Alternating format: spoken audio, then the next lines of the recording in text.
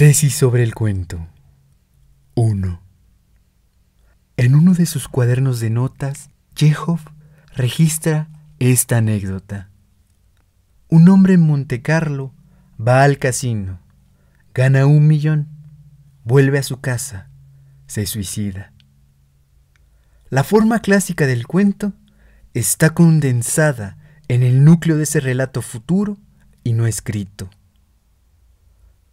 Contra lo previsible y convencional, jugar, perder, suicidarse, la intriga se plantea como una paradoja.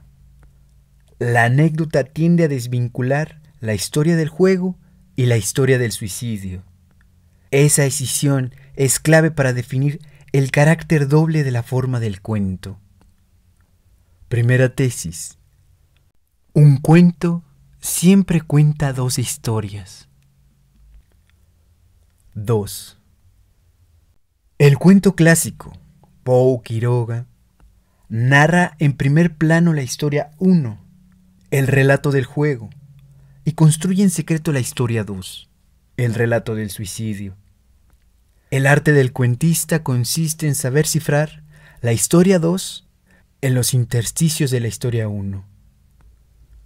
Un relato visible esconde un relato secreto, narrado de un modo elíptico y fragmentario.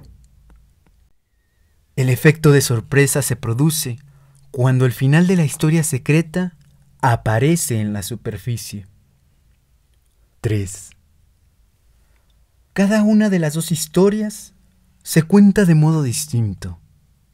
Trabajar con 2 historias quiere decir trabajar con 2 sistemas diferentes de causalidad. Los mismos acontecimientos entran simultáneamente en 2 lógicas narrativas antagónicas. Los elementos esenciales de un cuento tienen doble función y son usados de manera diferente en cada una de las 2 historias. Los puntos de cruce son el fundamento de la construcción. 4. En La muerte y la brújula, al comienzo del relato, un tendero se decide a publicar un libro. Ese libro está ahí porque es imprescindible en el armado de la historia secreta. ¿Cómo hacer para que un gángster como Red Scarlett esté al tanto de las complejas tradiciones judías y sea capaz de tenderle a Lonrod una trampa mística y filosófica? Borges le consigue ese libro para que se instruya. Al mismo tiempo usa la historia 1 para disimular esa función. El libro parece estar ahí por contigüidad con el asesinato de Yarmolinsky y responde a una causalidad irónica. Uno de esos tenderos que han descubierto que cualquier hombre se resigna a comprar cualquier libro, publicó una edición popular de la historia secreta de los Hasidim. Lo que es superfluo en una historia es básico en la otra. El libro del tendero es un ejemplo, como el volumen de las 1001 noches en el sur, como la cicatriz en la forma de la espada, de la materia ambigua que hace funcionar la microscópica máquina narrativa que es un cuento. 5. El cuento es un relato que encierra un relato secreto. No se trata de un sentido oculto que depende de la interpretación. El enigma no es otra cosa que una historia que se cuenta de un modo enigmático. La estrategia del relato está puesta al servicio de esa narración cifrada. ¿Cómo contar una historia mientras está contando otra? Esa pregunta sintetiza los problemas técnicos del cuento. Segunda tesis. La historia secreta es la clave de la forma del cuento y de sus variantes. 6. La versión moderna del cuento que viene de Chejov, Katherine Mansfield, Sigurd Andersen y del Joyce de Dublineses abandona el final sorpresivo y la estructura cerrada. Trabaja la tensión entre las 2 historias sin resolverla nunca. La historia secreta se cuenta de un modo cada vez más elusivo. El cuento clásico a la Poe contaba una historia anunciando que había otra. El cuento moderno cuenta dos historias como si fueran una sola. La teoría del iceberg de Hemingway es la primera síntesis de ese proceso de transformación. Lo más importante nunca se cuenta. La historia secreta se construye con lo no dicho, con el sobreentendido y la alusión. 7. El gran río de los dos corazones, uno de los relatos fundamentales de Hemingway, cifra hasta tal punto la historia 2, los efectos de la guerra en Nick Adams, que el cuento parece la descripción trivial de una excursión de pesca. Hemingway pone toda su pericia en la narración hermética de la historia secreta. Usa con tal maestría el arte de la elipsis que logra que se note la ausencia del otro relato. ¿Qué hubiera hecho Hemingway con la anécdota de Chekhov? Narrar con detalles precisos la partida y el ambiente donde se desarrolla el juego y la técnica que usa el jugador para apostar y el tipo de bebida que toma. No decir nunca que ese hombre se va a suicidar, pero escribir el cuento como si el lector ya lo supiera. 8.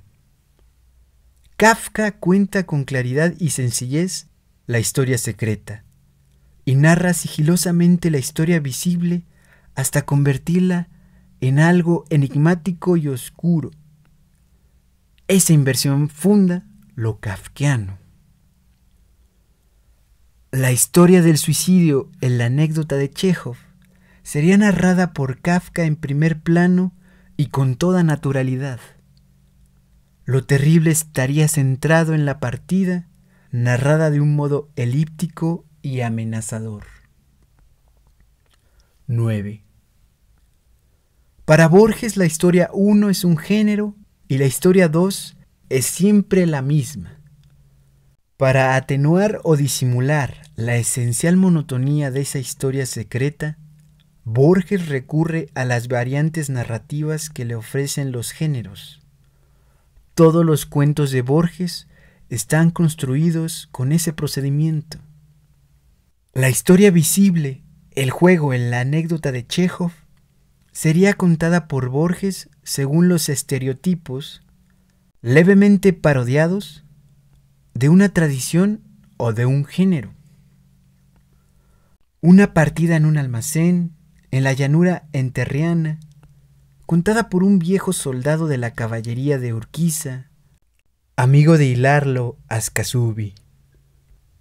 El relato del suicidio sería una historia construida con la duplicidad y la condensación de la vida de un hombre en una escena o acto único que define su destino. 10. La variante fundamental que introdujo Borges en la historia del cuento consistió en hacer de la construcción cifrada de la historia 2 el tema del relato.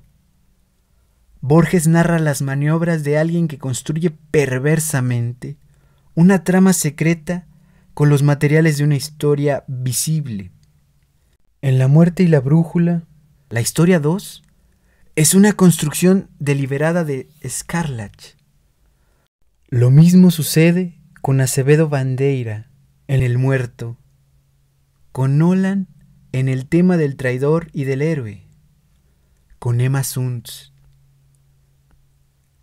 Borges, como Poe, como Kafka, sabía transformar en anécdota los problemas de la forma de narrar. 11.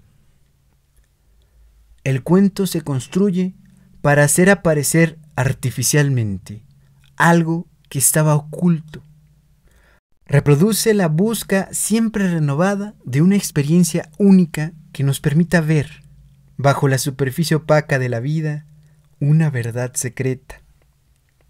La visión instantánea que nos hace descubrir lo desconocido, no en una lejana terra incógnita, sino en el corazón mismo de lo inmediato, decía Rimbaud. Esa iluminación profana se ha convertido en la forma del cuento.